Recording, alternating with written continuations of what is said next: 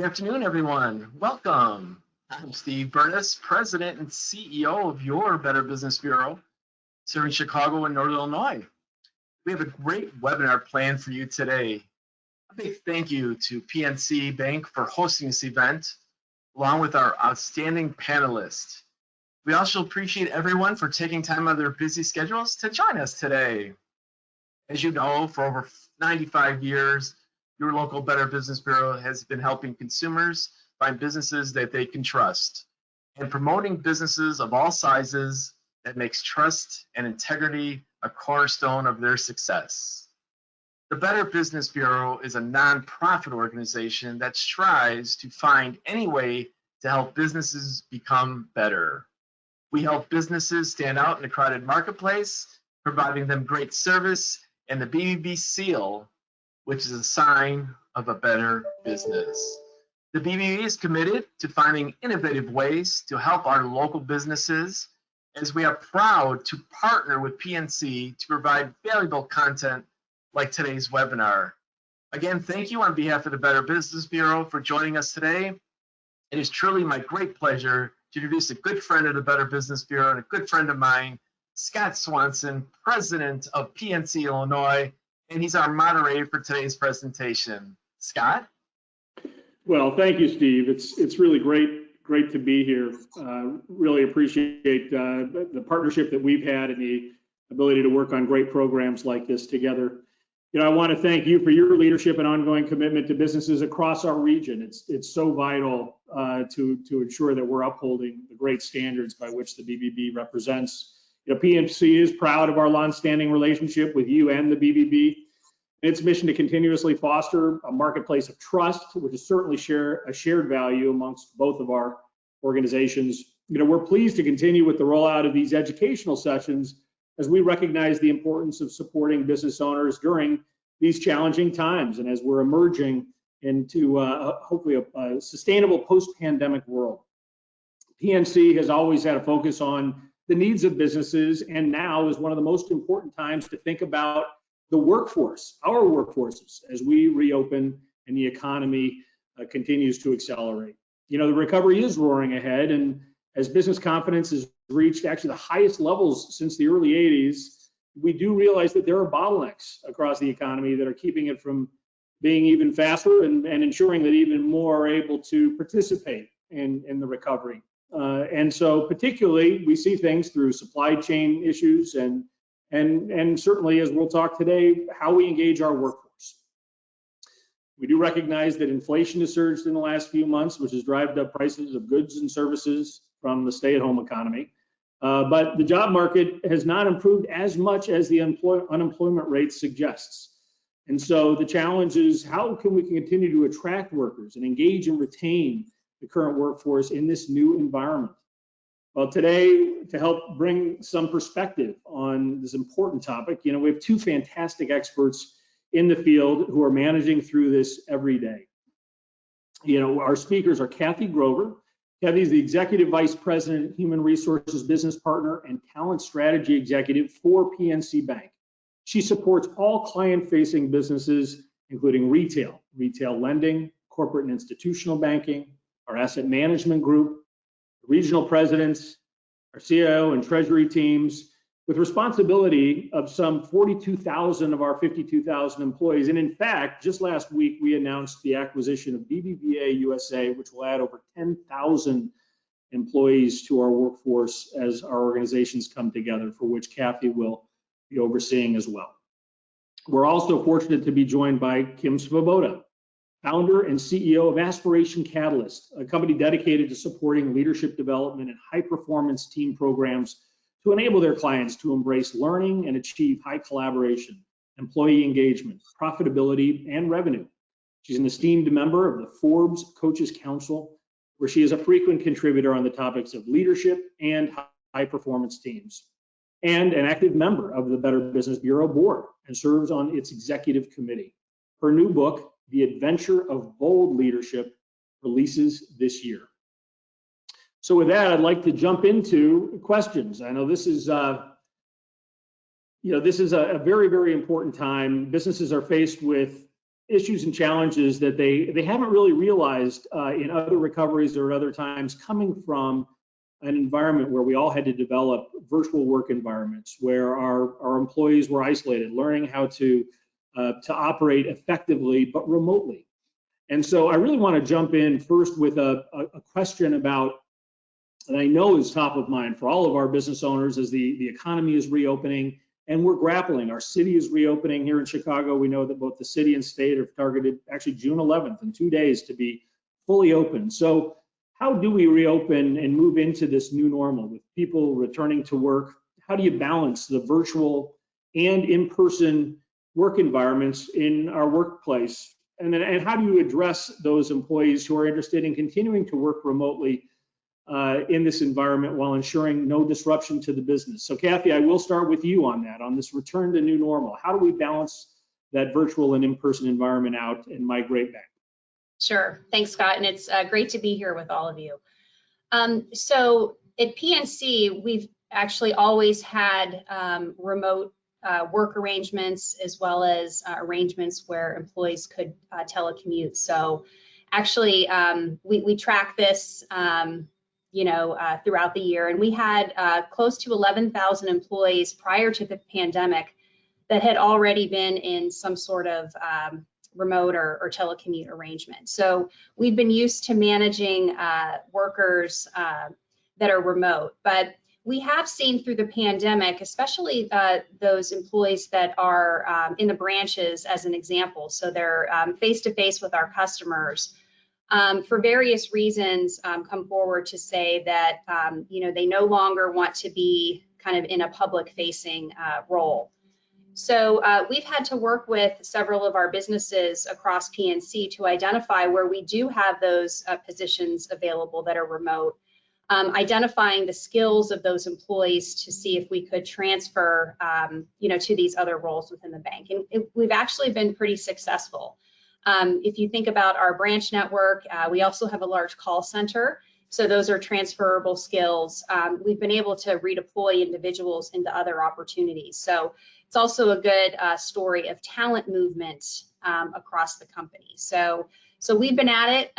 We're learning, though. Things are going to continue to evolve here as we do start this eventual return. And for us, it's actually next Monday. We'll have people start to come in voluntarily. But I think one of the key things is, I don't know that we're ever going to be back to a 5-day-a-week work from home situation. The key, I think, for our leaders and managers in the company will be to really offer a little bit more flexibility for our employees. So that's what we're going to be talking to our managers and leaders about, as we all return. Yeah, no, thank you. Appreciate that, Kathy. Kim, you can certainly add to that, but also, as a part of that, how does a business owner ensure that their customers' needs and preferences are being met when we're balancing this work from home or change in perhaps the priorities or the interests of our employees in terms of the ways in which they're contributing for their companies? How does that balance out in terms of meeting customers' needs? Yeah, thank you, Scott. And thanks so much for the introduction. And I'm really glad to be here with both of you. And Kathy, the word that stood out to me out of all those wonderful things you said was flexibility. So flexibility with our employees as well as with our customers. So there's a recent article from Business News Daily that did a great job of addressing this very topic. And they provided several ways that we can stay connected with our customers, right, during this really evolving time, right? It's changing. Like you said, Scott, we're opening up in Chicago on Friday. What does that look like for companies? Are they ready for that? Are the employees ready for that? Are our customers ready for that? So don't use a one-size-fits-all approach, right, is one of the recommendations. So really meeting customers and your employees where they are. And one of the ways to do that is to ask them, either through surveys or having those communication touch points, with their key account managers or people that they normally would interact with. But gathering that feedback is really critical right now. And then keeping it up. So it's not just a let's ask them once kind of thing, because it's evolving, right? This marketplace just keeps changing on a daily basis. And so we need to communicate with each other at regular intervals and really make sure that we've got our finger on the pulse of the situation as it happens. Some of the other ideas that came from it in terms of staying connected right now was about showing appreciation, making sure that, our customers know that we care about them during this time. Maybe we aren't communicating with each other in the way that we normally do, but we're thinking about them, and here are the ways, that we're looking to maybe enhance their experience or provide an even better connection. And then when we can, be face-to-face, like when we can. So Friday, the city opens up more. I know every company is trying to figure out what's the best policy for our employees. Customers are also doing the same thing. And so, when it makes sense, if we can be face-to-face again, I think that is always the best if we can. And I think, as we go through this, the transition phase during, more and more people getting vaccinated, more and more people feeling comfortable to go out in public again and interact with people outside of their bubble. Businesses that do more in person are definitely going to have to practice that flexibility, back to that word again, and adaptability to ensure clients and employees are comfortable with the evolving rules of engagement. So asking, listening, and then acting. Those are the things that will go a long way in helping business leaders really meet clients where they are. And I'll just add to that too. I think absolutely kind of asking for that preference is key. I think the other piece I would add, Kim, is just how do you measure that? To make sure that we are meeting, their expectations. And something that we do is we use a Net Promoter Score. So we actually survey our customers, asking about their satisfaction. But one of the pieces of feedback that we get from those surveys is they want to hear more from us in our bankers, across our footprint. So the other thing I would just recommend is if you can, or if you're using surveys, continually monitor that to see if you are making progress, with those customer touch points.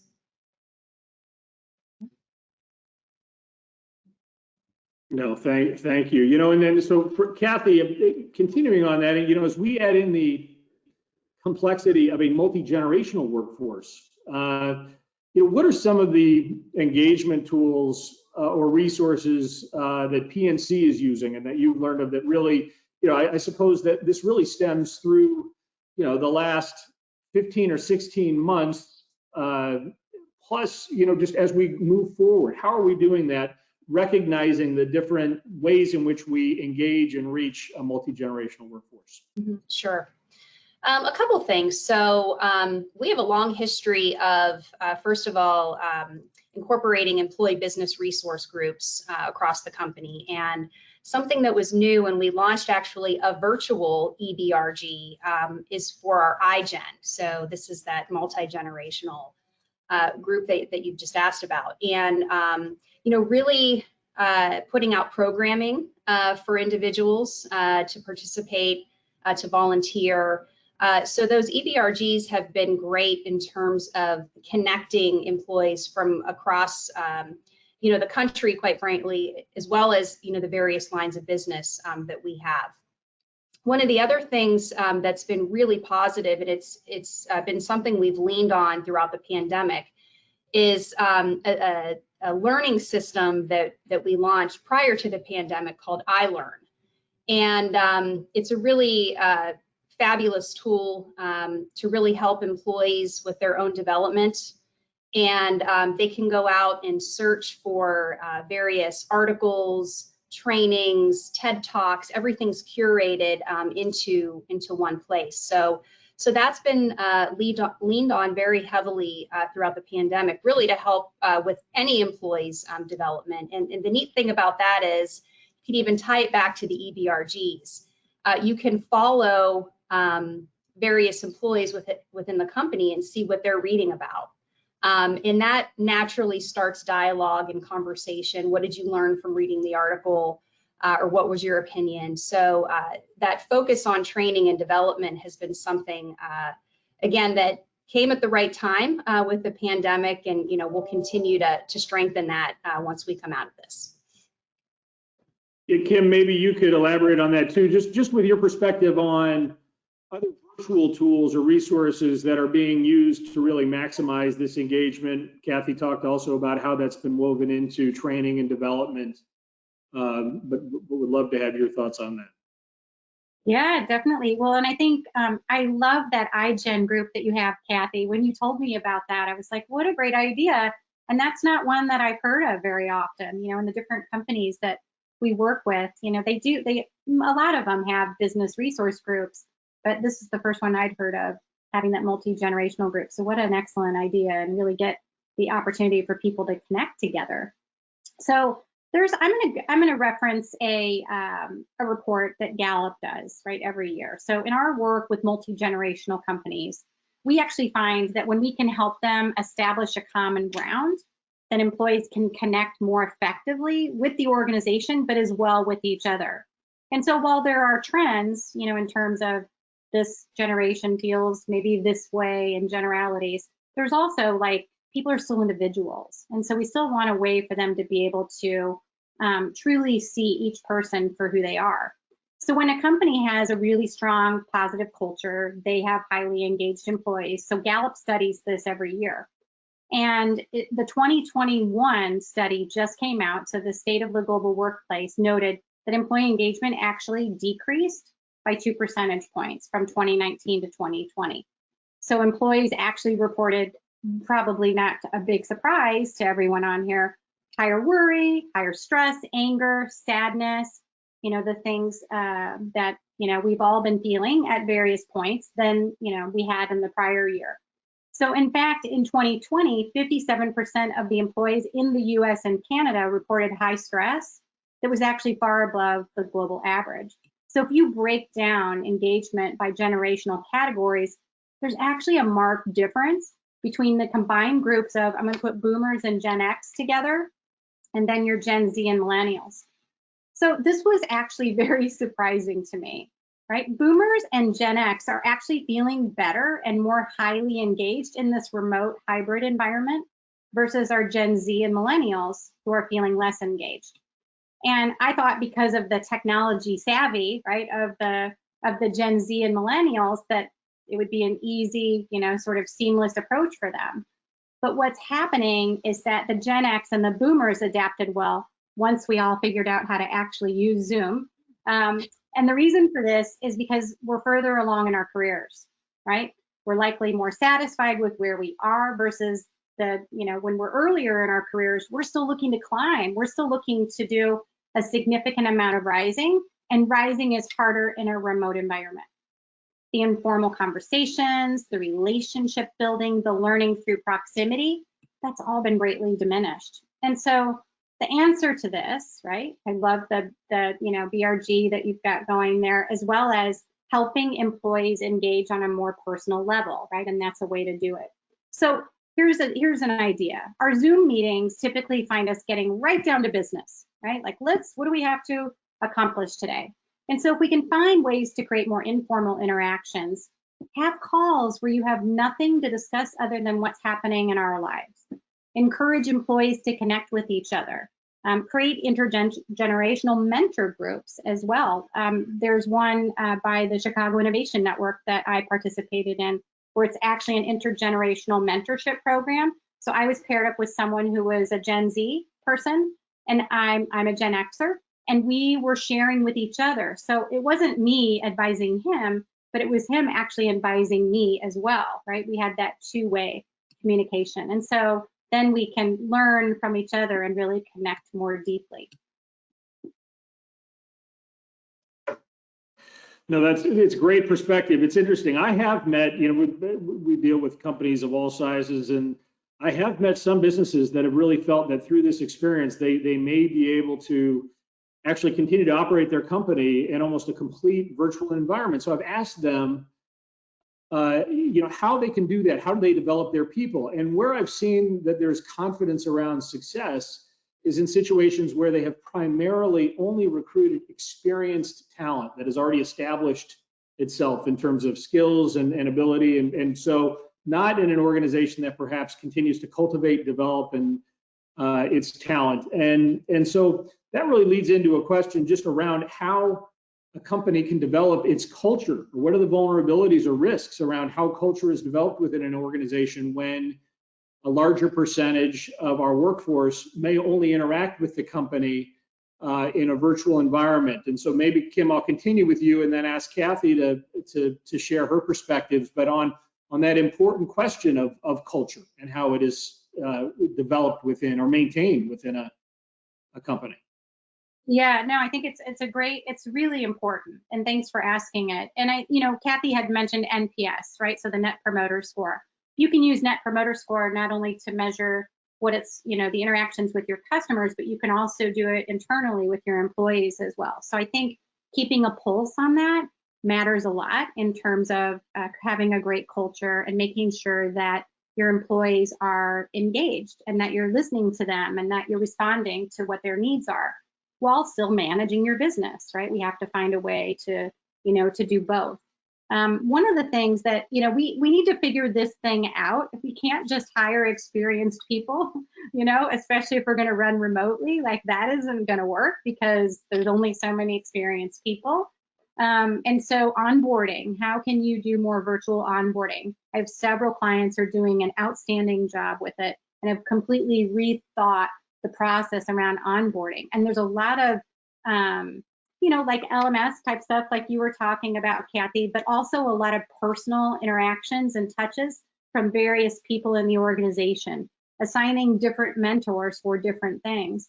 Those are some great ways to onboard new people and bring them into your culture while we can't all physically be together, at least not yet. I also think like Zoom and all the video platforms that we use, there's so many creative ways to use it. And thank goodness this technology was around when this pandemic hit, because I can't imagine us trying to survive just being on the phone. I think that would have been really challenging. So I think this was a real business lifesaver, and I guess I should have had stock in Zoom. What was I thinking?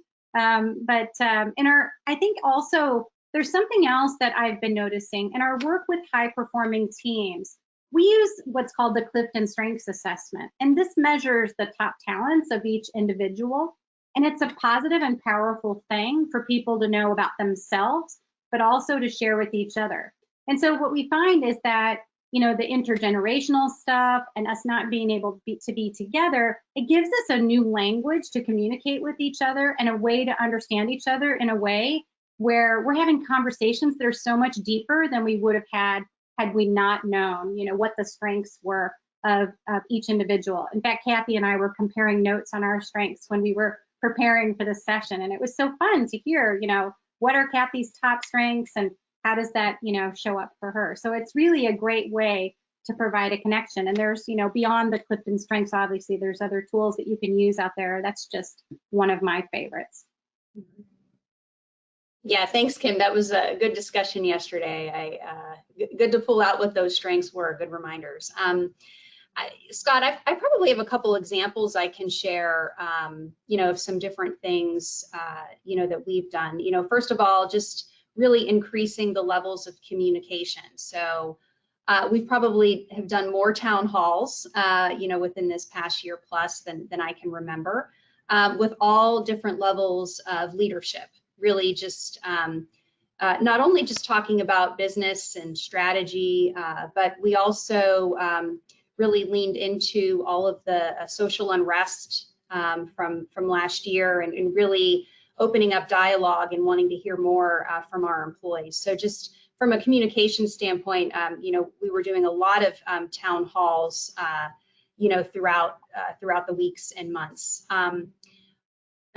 From a business perspective, there's one area that I thought I would share, and that's when the company was pretty much all hands on deck in support of PPP.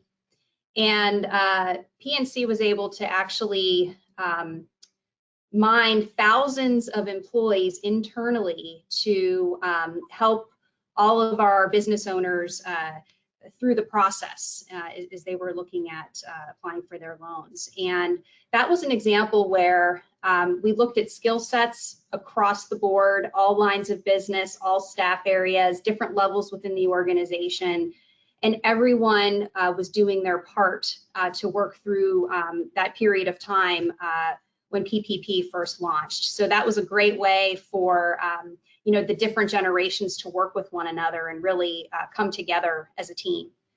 And then the other example that really came to mind, and it's something that all companies I think can explore. At PNC, we have a program called Grow Up Great, and this is our investment in early childhood education. And pre-pandemic, we would have volunteer activities where people could go and spend a couple of hours at a museum or go into the schools to read to children. And that obviously all came to a halt, kind of the in-person activities. But we were able to find ways to continue to engage, and Grow Up Great is such a key part of our culture, even in a virtual environment. So just a couple months ago, we had volunteers from across the Chicagoland market that actually read to preschool classes and on camera with the books. And we not only got to interact with the classes, but we were able to also connect with each other in terms of the volunteers that were participating in that event. So, finding other activities outside of the day job and the projects to try and connect employees to something perhaps in the community. So that's another thing that we were trying to keep front and center to keep that engagement high with our employees. Yeah, and that is just a great example of the way that you can build that sense of community with that shared effort in connecting and doing some great things for early childhood and engaging with children through that reading program. And Kim, and on the Zoom front, I will say I certainly started to enjoy the ability to have those small breakout groups and actually have thoughtful conversations and then come back in. So where we started to really know how to better leverage technology to create more focused conversation and real connectivity, but then bring it into broader context. I agree that these are all very, very important ways to stay connected, and they will be as we go forward in more of a hybrid type environment. Right. So one of the other very unfortunate consequences of this pandemic has been its impact on mothers in particular. There was a recent Wall Street Journal article recognizing that COVID has forced over 1.5 million mothers to leave the workforce, primarily those with school-aged children. And it's a constant, I think, national debate, but also within companies on what can we do, what adjustments can we make to accommodate for working parents in the workforce, and what can we do to truly ensure that we are bringing back this full participation where we've had really had an inequity in the impact. And so, Kathy, I'll start with you on perhaps those adjustments that PNC may be making to accommodate working parents, but also how do you attract candidates to help maintain gender diversity in the workforce, knowing this disparity? Sure. So as it relates to, what did we do in response, kind of when the pandemic initially hit? Back to that flexibility. We had to provide flexibility to working parents.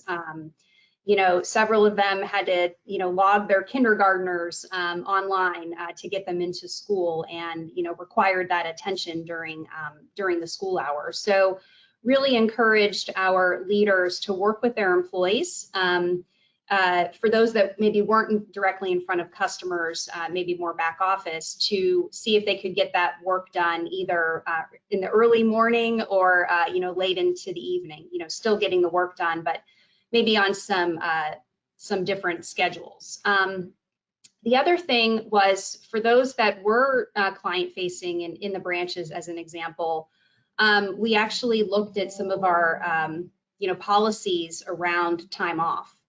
And we provided a pretty significant number of company paid days off to allow our workers to find other arrangements to assist with their children. And we also work with companies like a Bright Horizons that provide backup childcare. So that's something that companies can look into, is providing that type of service for their employees. And then the other thing that I would share, and I've talked with others about this, is I encourage employees to actually talk to their managers about other alternatives. So even if you need that flexibility and you think you need to resign or to go do something different, have a conversation and to determine, is there some other sort of arrangement that can be put in place, for a period of time while everybody was trying, to adjust. So maybe just opening up that conversation to see what would be possible from, a flexible work arrangement. And then in terms of attracting, new candidates and new employees to the company, I think some of the other things I mentioned, really focusing on, those EBRGs, the community involvement, just some of the things that are core to the culture. But you specifically asked about, gender diversity. And I think it's really important that as employees are looking for opportunities, with your company, is they want to see other people like them. So, a lot of the diversity and inclusion initiatives, that we have underway, we've been working at that for years. We've had a chief diversity officer for over 10 years.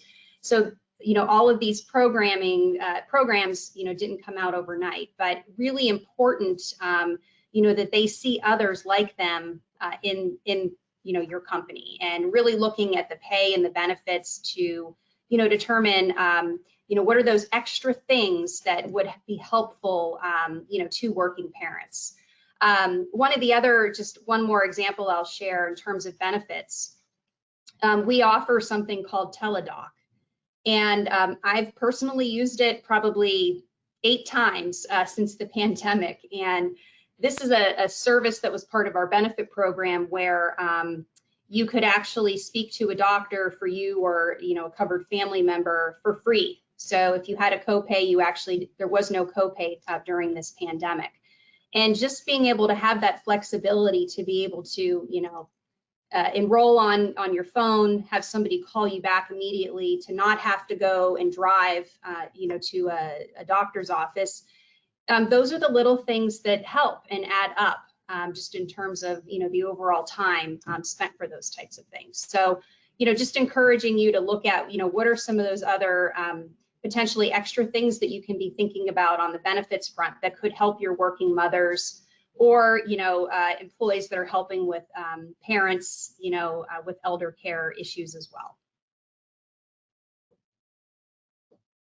Kim, I'd love your perspective as well. It's such an important question. Yeah, no, definitely, Kathy. And I love, that all of those, excellent ideas and things that PNC is doing to, really promote, a very diverse workplace and keep your women hopefully there, and others. I think one of the things that I think is really important, in order to attract more women, or more of a certain category, I would say you need to have representation, like Kathy was saying. And so I love to encourage people to focus, or businesses to focus on retention strategies. What are you doing to keep people? I think if I'm looking to go work for a company, right? Back when I was looking for new jobs before I started my business, I absolutely would look at the makeup of the board of directors and the senior leadership team. And I would say, does this look like a company that I would fit in, or would I, look very different, right, than everyone else there? And there was many times where I would make a choice not to continue interviewing somewhere because of that. And I think that we need to be aware of that, as we look to attract talent, we have to think about how are we doing at keeping them, because attracting talent is arduous and difficult and challenging. And if it's like a leaky bucket, then it's not, we're not making any progress. And so, I think invest in the employees that you have in your organization. As you have new roles, right? Look to be intentional about how you fill them and who you fill them with. And, I think back to some of the engagement work that we were talking about and Net Promoter Score, those are great ways to keep a pulse on how people are feeling about working for your organization. And what should you keep doing? What should you be doing more of? And what should you stop doing so that you can, retain and attract, diverse and highly talented people. Well, Kim, how does that, we know that you've got a book that'll be releasing later this year, The Adventures of Bold Leadership, and this is an important, today's topic is really at the forefront of what leaders are focusing on in terms of really engaging their employees and bringing them all back. Share some perspective on, with the clients that you work with as you advise and consult with firms on setting those priorities. How does this, what are you hearing in terms of the areas of greatest concern, and really how does that fit into many of the things that we've talked about today? Yeah, well, talent definitely tops it. That is like at the top of everyone's list right now. So I have many clients looking for top talent, and retention is a big piece of that. I have a couple one particular client that's in the talent acquisition space, and they are so busy right now they can hardly see straight because everyone's calling them saying, help, we need help to, get great people. Engagement, I think, is, one of the, that's one of the most critical factors, in terms of making sure that you can attract and retain talent to your organization. We want to make sure that people are feeling like their work matters, that they are aligned with the vision of the organization, often the values of the organization as well, and understanding how they can contribute as well as how they can grow. And so that's a lot of what my clients are thinking about right now, and I think probably many businesses out there, is how can we really create an environment where employees can absolutely thrive, whether it's, pre, during, or post-pandemic, right? We need to figure that out. And then I think the other piece is, how do we help them grow? How do we help them see what their opportunities are with the organization? It's not the same, sort of way of moving through your career as it once was. It was a little bit more hierarchical before, and now it's much more of a network and matrix, and it's a very different environment. So how do we provide those opportunities for our employees to grow and thrive in their careers, as well as connect with other people in the organization and really see what a difference it is that they're making. So I think those are some of the hot topics right now and things that we're working and partnering with them on. Thanks for the question. Well, and one of the additional interesting dynamics now is that there's a broader geographic reach on talent. So for so many jobs. So when you kind of characterize the historical approach, you knew who you were working alongside and saw potentially how you may succeed or where your next step would be. Now, when you look at it at a macro level and you've got talent, across the country or arguably for, across the world, how do you, there'll be a whole different paradigm in terms of, how companies recruit and engage, but also how we all kind of own our own career through that process. It's such a great point, Scott. And I was thinking about when Kathy was talking about your call centers, like if people don't have to physically come into a call center, that just broadens your market so much. You could hire, anyone, right, anywhere in the country, and they could, serve your clients, right from home. So I think you're right. It really does. Thank goodness we have this ability now to expand our reach in terms of where we hire from. I'll throw out one other that has been asked on just the topic of talent and the return to work or the hybrid, and it is, how do you balance between having 50 unique agreements with a variety of employees to ensure everyone kind of gets the balance that they want, and really actually running a larger scale organization, or having that so you don't have a situation where everyone is comparing the accommodations their fellow employees getting relative to them. How do you guide to set structure, but then build in that flexibility as we're returning to to an in-person work environment? I'll throw it out to you, Kathy. Yeah. Yeah, I was going to say, I think it's important to have some guide rails established, especially if you've got, a number of different managers making different decisions. There's this whole, question of fairness. So, I would encourage everyone to think first about what are those jobs that can have flexibility. So, certainly, everyone's situation is different, but you also have to start with what can be done either remote or a couple of days in the office, a couple of days at home, and then ensure that you're really going to have the coverage that you need from the business perspective.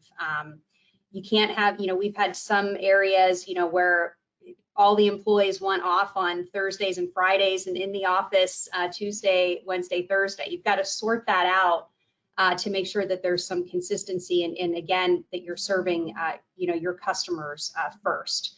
So, it is tricky, but I think you have to have governance around it. You have to have oversight, to make sure that you don't have pockets within the organization that are doing vastly different things in terms of approving those flexible work arrangements. But, it's going to be interesting here as we do the full return to the office. Again, I think there's going to be a lot more, requests for more flexibility. So we are going to have to, work with our employees to figure out that right balance. Again, to ensure that we're, serving our customers and handling everything that they need. I was actually with a business leader yesterday, a business owner who told me that they are going to offer up to 2 flexible days a week, but they can't be Monday or Friday. They can take 2 a week, but they just don't want them to be on the bed. They just out of fear of productivity, they actually want their colleagues in on Monday and Friday. So we'll see how that's received, and I'll ask him in a couple of months how well that's going. Yeah. And I do want to remind our audience, we've got a chat room feature, and so if there are questions that you have that we haven't been able to address, please submit them through the chat. And Troy, I will ask if we have those coming through. I know we've covered a lot of wide-ranging topics on this important subject matter, but certainly would love to hear from all of you who are participating today. Certainly, and so I'll just take a moment to invite our audience. If you see in the platform, there is both the chat feature where there has been a note from either Carly or myself. You can submit questions there, but also there's a distinct question drop-down box that you can submit questions in as well. Some of you have already done that, but if anything came up for others of you and would like to share as well, please feel free to do that. And so with that, we'll get started with the Q&A. And so for our first question, and Scott, I'll leave it to you to assign questions to either of our panelists, or if they want to just jump in, I won't assume to know who's best positioned to answer a particular question. But for starting us off, from a recruitment standpoint, are there any changes happening at PNC in the wake of the post-COVID employee pool to attract talent that can or wants to work remotely at least part of the time?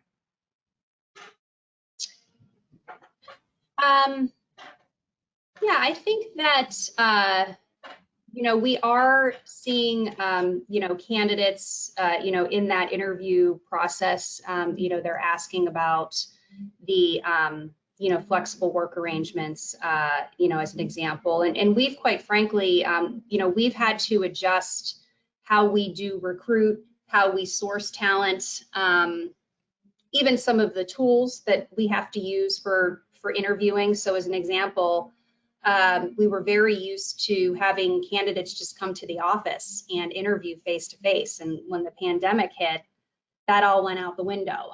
Thankfully, we had a tool that we were using for campus recruiting, for interns and development associates that we were able to, launch company-wide that it was called HireView, where you could actually kind of record your answers and submit, or actually have kind of that face-to-face interview. So, we have had to, adjust some of the tools that we've used, but, in most part, the recruiting strategies are the same. With the BBVA acquisition, we're now coast to coast, but, we still, go to market locally in terms of kind of selling, our culture and community involvement. And that really hasn't changed, significantly. And Scott, you can share your perspective. You do lots of recruiting, for us within PNC, but from a strategic standpoint, I would say it's, it hasn't deviated significantly. Yeah, and I will chime in and that, with all, well, I know with all the companies represented here, we do know that people make the difference, the talent makes a big difference. And I certainly have observed that there is this hybrid. There are people who want that flexibility that both Kathy and Kim have talked about in terms of how they will work and be productive and an engaging part of any organization going forward. But I see it from the client side too. We do increasingly, I mean, I certainly have been a part of meetings where the clients are actually asking, listen, it's been great that we've been able to stay engaged throughout this period, but why don't we get together in person next time? Why don't, and so there is that element of the human condition. And what I find is that there are things too, both difficult topics, important advisory roles that I'm sure many different companies play that participate in something like this, where the level of engagement when you're face to face with somebody, and even facing some of the difficult questions, at times it's easier to brush off when you've got a screen between you and move on, but you can really get through to some really important solutions, face some really difficult challenges and questions when you just realize, you're accountable in person, and so it's really going to be that balance on how we accomplish both. To be able to maximize, certainly in our instance, our effectiveness as a partner with our customers across all segments. But it's also, Kim, you were talking about the generational differences. What I do see, and actually, as I've talked to even our interns, summer interns, who unfortunately, we're still in a bit of a virtual environment, there is a bit of isolation, and there's, I think a lot of, a new college grad or a rising senior college, they're excited about meeting with their colleagues and actually walking the halls of any organization they may be a part of. And so I do think that we've got a young generation that has, in any period of history, there's a development period that does benefit from the way that we engage together. So I do, that'll always be a very important part of it. And so certainly as we talk to recruits, they, it's that, I think it is some of that flexibility, but there is an increasing excitement about being able to work in person again too. All right, for our next question, and bear with me, it's a little lengthy, but here we go. Earlier in the discussion, Kim mentioned the benefits of learning through proximity and engaging on a more personal level that come with working in person. Have any of you seen productivity suffer as a result of a virtual workplace? And is that a fear in the future as more people might perhaps request this flexibility? Good question. I can start, Kathy, and then maybe you can weigh in from a PNC standpoint. So I've seen both. I've seen some companies' productivity has actually gone up as a result of working remotely. I think that fortunately or unfortunately, people are having a hard time drawing the line between personal and work these days. So I know I'm guilty, right? I'm still sitting at my desk in my home, at 7 or 8 o'clock at night some nights because there's plenty to do, and I just sort of get wrapped up and I don't have to leave to go home. So I think some companies have definitely seen increases in productivity, and maybe it's not just because we're probably working too much right now because we're home, but just also I think less distractions, less interruptions, no commute time. There's a lot of benefits to remote working. I also think that depending on the environment, it can be super challenging. I'll use my husband works for a children's publishing company. Maybe you guys were reading some of their books, Kathy, when you guys were doing your reading program in the community. But the challenge is that he was newer to the organization. He'd only been there a couple of months. They hired some other people, and people were, very disconnected. And it took a while for them to get their groove. Oh, and by the way, they didn't have the technology set up either. So they had a really mad scramble. So smaller businesses, right, this is a real struggle for them. And some of them, if they didn't have, all this great technology set up. And so once they, sort of figured it out and got in their groove, I think it ended well for them in terms of they found their happy place.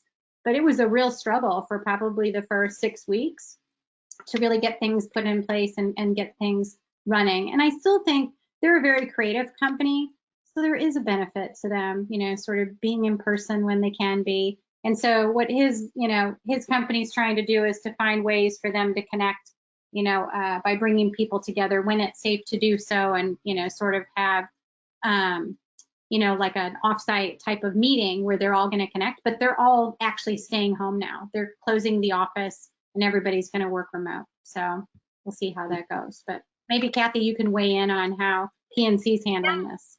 I would say, similar. It's been mixed. Certainly, I've seen the cases where, people are working around the clock and they just don't shut off their computer. It's there, on the kitchen table. They see the email. They respond, morning, day and night. In terms of like the productivity suffering, many of our jobs we are able to measure. So that's a lot easier when you can actually see the metrics, you see how many loans, or, underwriting of loans, things of that nature. So we're able to monitor it. Some others not as easy.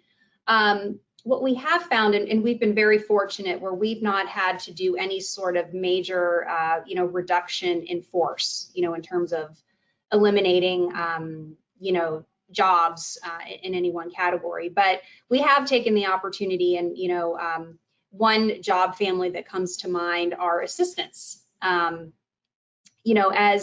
travel was eliminated and there's no expense reports and things of that nature, we were able to kind of increase the number of people that, say, an assistant could support, so that when we had a resignation, maybe you don't automatically backfill, you just realign work. So that's just a job that came to mind, but we've been able to do that with others as well. And we've been able to manage it naturally just through the attrition, that we've seen. But, it's a mix. I know I was home for over a year, in the office sporadically, and, that hour and a half drive, I was able to get a little bit more, output done.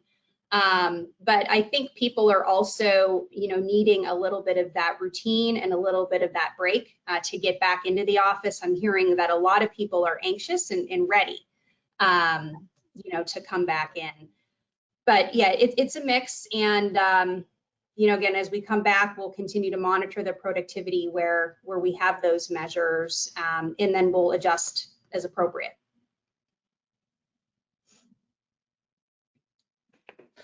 Excellent. So let's move on to our next question. And this delightful audience member wrote quite a lot. I'm not going to say everything that she wrote to preface this, but the gist that she built up to was that there are a lot of things that she's looking forward to and seeing clients and coworkers face to face, but she was wondering what each of you might be looking forward to as things perhaps return to normal or a new normal, and what changes in the workforce you might anticipate or be eager to explore.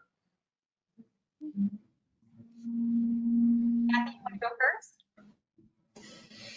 Yeah, I mean, I am really looking forward to getting together with my team in person. I was a pretty big traveler pre-COVID, and I've got employees that are, across the footprint. So looking forward to that face-to-face and getting connected. I kind of miss the hallway, very informal, interactions that I have. I always learn so much from employees that I run into in the hallway, whether they're sharing what they're working on or, any challenges that they're having. So like, I've missed that.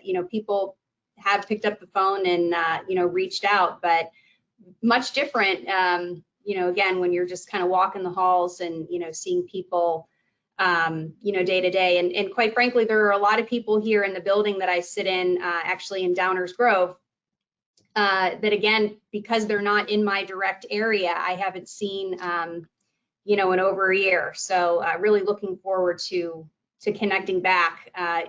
Kim, on that personal level that you talked about, that's so important to build the relationships, but also to get caught up on all of their great work.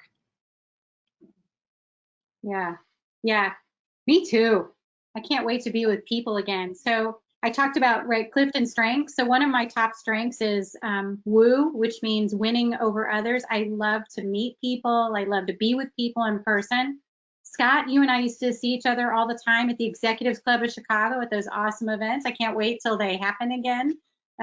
So I think, I'm really looking forward to being with people again. I actually did an in-person group workshop a couple weeks ago, and it felt so good. It was just wonderful. So I'm looking forward to being out there again. I think a lot of people are, a lot of my clients, especially those that are customer facing, are really anxious to get back out there again. So I think, I'm looking forward to that.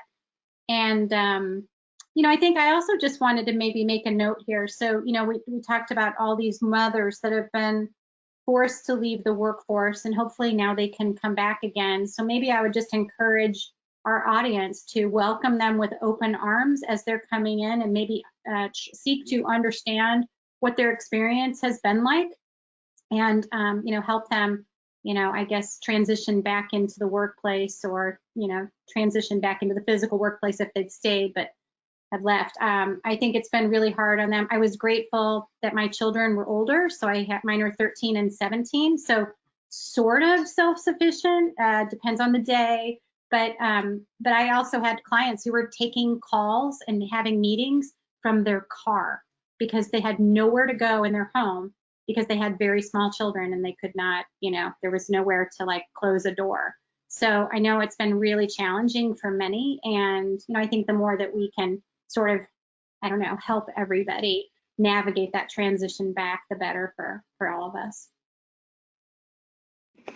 Yeah, and actually, I would share all of those sentiments. I love wandering the halls and meeting with all of our employees, and the opportunity to go out and visit a client and actually tour a manufacturing facility or their offices, and actually bringing along our colleagues so they understand, the joy of being in our industry or living vicariously through entrepreneurs and business owners. And so each of us, I know, has different experiences in what we are doing and the businesses of our companies, but there's a big element there that brings great joy and enthusiasm and energy around our, so many professions that, and so I think the excitement is the hybrid, because there are a lot of things we will be able to do more efficiently and better, but it'll also give us more time to focus on the areas where there really is a differentiation in terms of the way that we engage together. So, yeah. Troy, any others for I know we're right on the end of our time, but I think I'll close this off there, because the other questions that have come in are rather open-ended, and in the interest of time, I think we hit a good stopping point.